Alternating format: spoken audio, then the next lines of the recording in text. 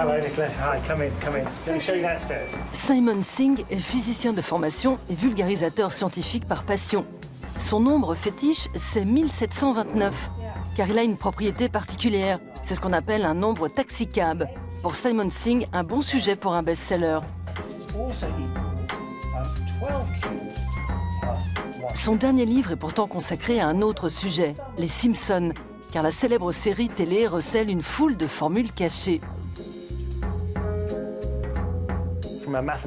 Pour un mathématicien, cette formule est passionnante. 3987 à la puissance 12 plus 4365 à la puissance 12 égale 4472 à la puissance 12. Ce qui est intéressant, c'est qu'en théorie, c'est impossible. C'est ce que dit le dernier théorème de Fermat. Mon premier livre portait sur le sujet, alors ce genre de choses me saute aux yeux.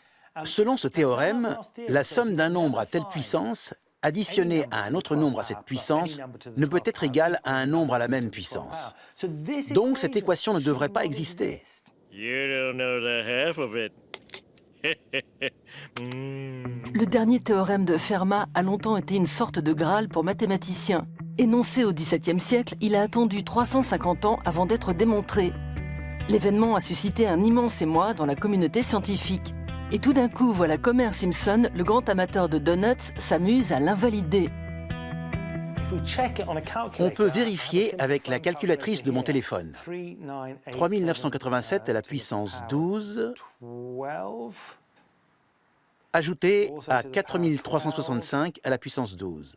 Là, on a la somme des deux. Et si j'extrais sa racine douzième, on obtient 4472. L'équation semble fonctionner, et pourtant, mathématiquement, elle ne devrait pas exister. C'est ce qu'on appelle une quasi-solution.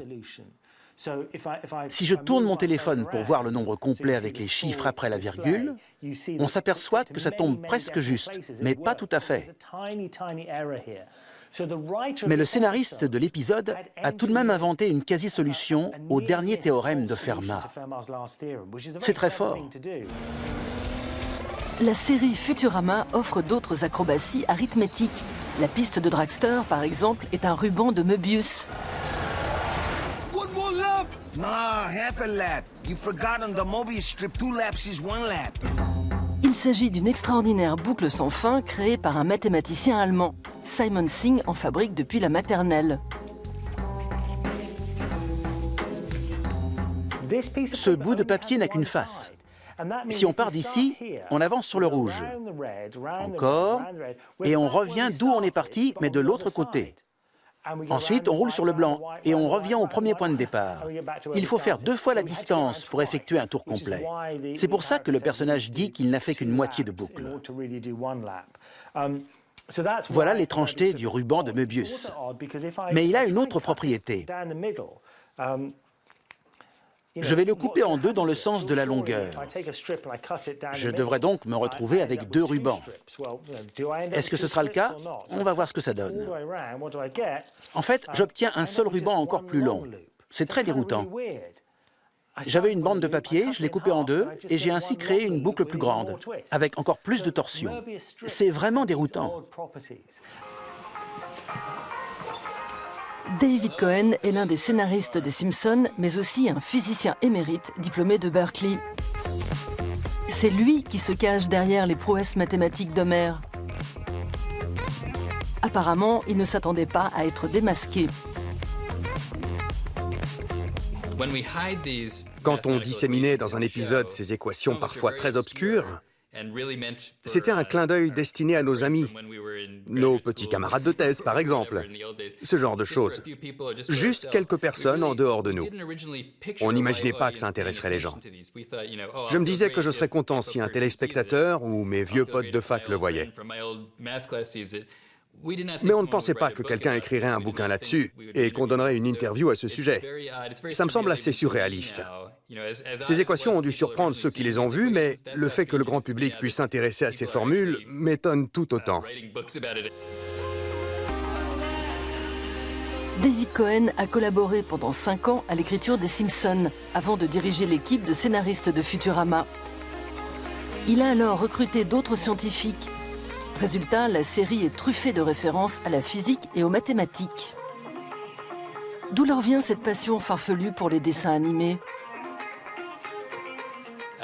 Comment ça s'explique? Excellente question. Vous voyez à mon expression que j'ai la réponse. Elle est tout à fait logique et vous allez comprendre tout de suite. Alors, écoutez bien. Coupez. David Cohen a bien la fibre potache, mais ça ne l'empêche pas de regretter ses premiers amours.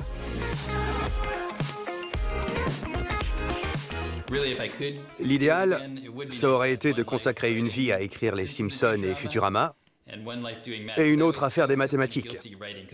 Je me sens toujours un peu coupable de faire ce métier. Pour moi, la plus noble des missions, c'est de contribuer au progrès des connaissances humaines. Ça peut paraître audacieux de la part de quelqu'un qui écrit des dessins animés idiots, mais ça m'aurait plu. Je le ferai dans une autre vie.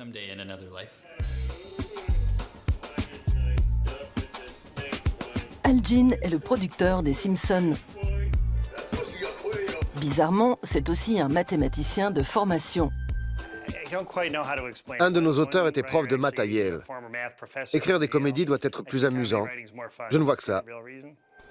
Quand il a laissé tomber ses études à Harvard pour se consacrer au dessin animé, sa mère n'était pas ravie.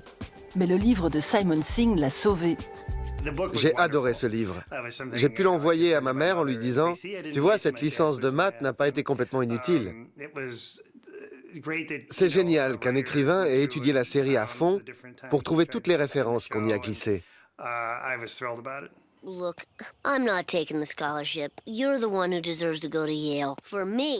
And you will, at the age of 83. And my brain is put in a... Pauper's grave. Well, Bart, I really appreciate what you're gonna do for me. J'adore écrire pour Lisa. Quand j'étais gamin, j'étais bosseur comme elle. Ma sœur ressemblait davantage à Bart, elle était cool. Why don't we legalize same-sex marriage? We can attract a growing segment of the marriage market and strike a blow for civil rights. Then it's settled. We'll legalize gay money. I mean, gay marriage.